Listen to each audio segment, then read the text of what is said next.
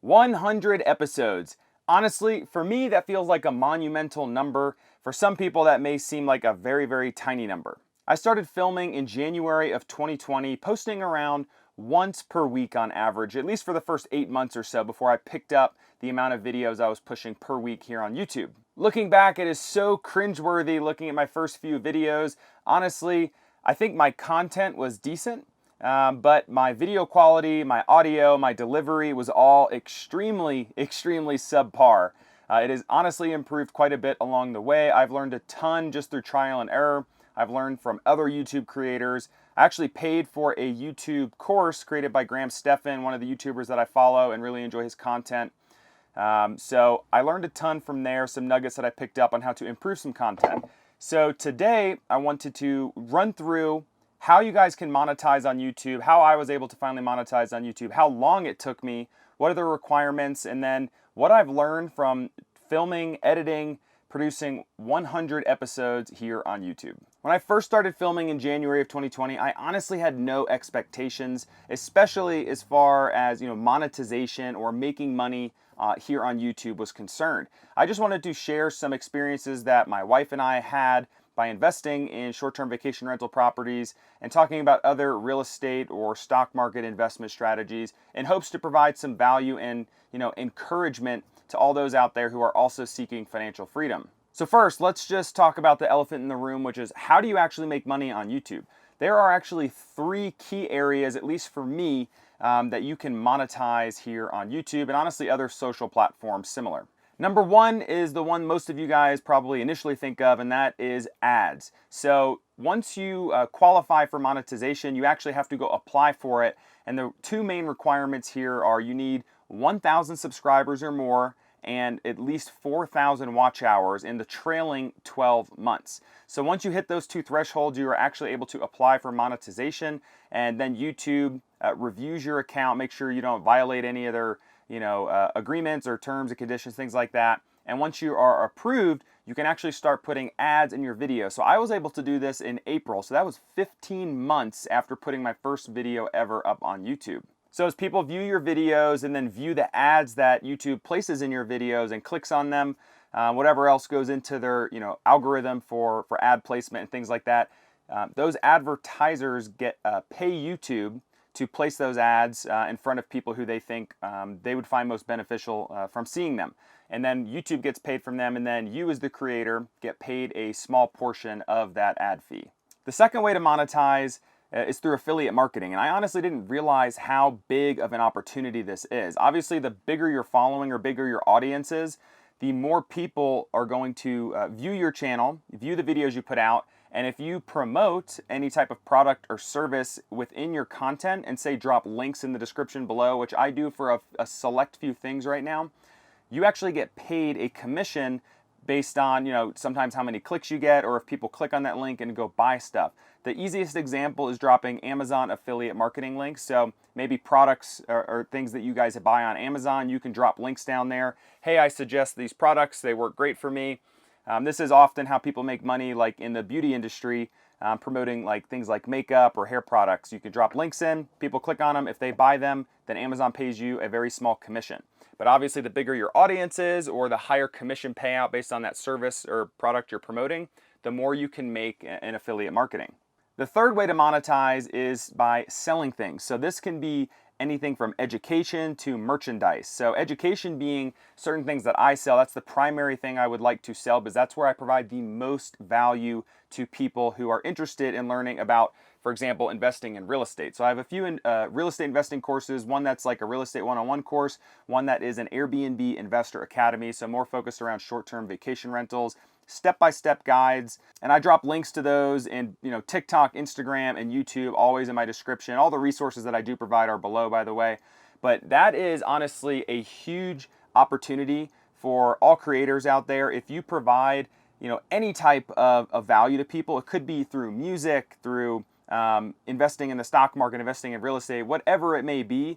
If you want to sell a course or even merchandise like t-shirts or hats or something like that, you can drop links down as your audience grows. Those people are pretty faithful to you, and if you provide value to them, they're going to click on those links and go buy those products or services. So that is another big opportunity to make money as a content creator. When I first started creating content on YouTube, I did not think it would be that difficult to get to 1,000 subscribers and 4,000 watch hours. But honestly, I was quite surprised on how much I struggled. I think it was my lack of knowledge on how the YouTube algorithm works and promotes content. I think I focused too much and pigeonholed myself in a very small niche originally when I was posting content specifically around short-term vacation rentals on very niche topics that people would have to search exactly for what I was talking about to find my videos. So since then, I had broadened the horizon quite a bit, talking about more just a holistic overview of financial freedom, investing in real estate, the stock market, cryptocurrency, like all sorts of random topics. And every once in a while, I'll drop in some of our travel vlog videos. Obviously, you see the backdrop. I'm in a camper van right now. My wife and I travel full time. We've been able to quit our corporate jobs and basically retire in our 20s just from our short-term vacation rental or Airbnb investments. So back to getting 1,000 subscribers and 4,000 watch hours. It took me 8 months to get my first 100 subscribers.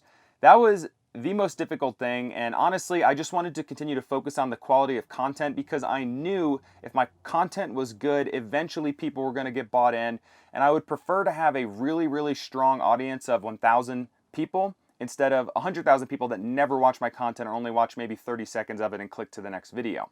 But once I started to understand the YouTube algorithm a little bit better, I started pushing more content. I bought this camera that you guys are watching this on, audio, such as this mic right here, and lighting. The lighting I bought, I have a light behind the camera. So I enhanced the quality of my videos substantially. And also, if you guys look back at some of my older videos, I actually built a little YouTube studio in the guest bedroom in our house in Nashville, which, obviously you're gonna see more videos in the van or outside as my backdrop moving forward.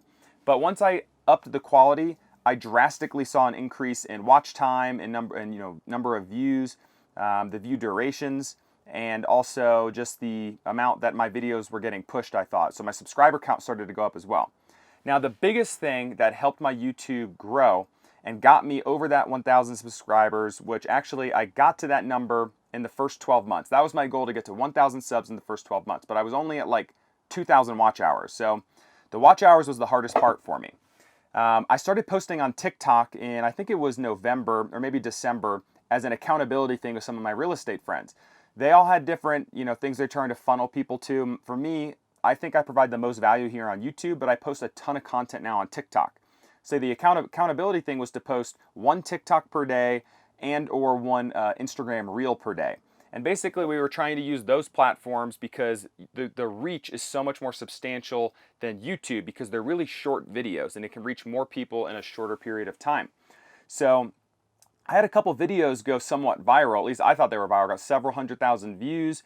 And then as of recently, I think I'm over 162,000 followers on TikTok in only a few months, which is crazy to me because I've tried way harder on YouTube. And at the time of recording this video, I think I have around 3,400 subs here on YouTube. So the amount of followers I have on TikTok dwarfs what I have on YouTube. But in the past few months, I've gotten, around 3,000 more subs, I think over the past 5 months than I did in the first 12 months alone. So for those of you guys out there that are thinking about creating content, just stick with it and focus on the quality and the consistency. Because eventually your audience is going to grow. I promise, if you're pushing decent content, people out there are interested in it, and it just takes time for them to find you. But don't underestimate the power of other platforms such as TikTok or Instagram or even Clubhouse. By exposing yourself on those platforms, it's going to funnel people over to YouTube or whatever platform you guys consider your main platform. So as I mentioned, I hit 1,000 subscribers in January of 2021, and then I finally hit my 4,000 watch hours in April of 2021. So it took me 15 months to hit that trailing 12 months of 1,000 subs and 4,000 watch hours. So I could finally apply for monetization, which I didn't realize could take up to several weeks, so I was kind of disappointed. But I actually heard back within a few days, was approved for my channel, so I started putting ads in, which you guys will probably see here in this video.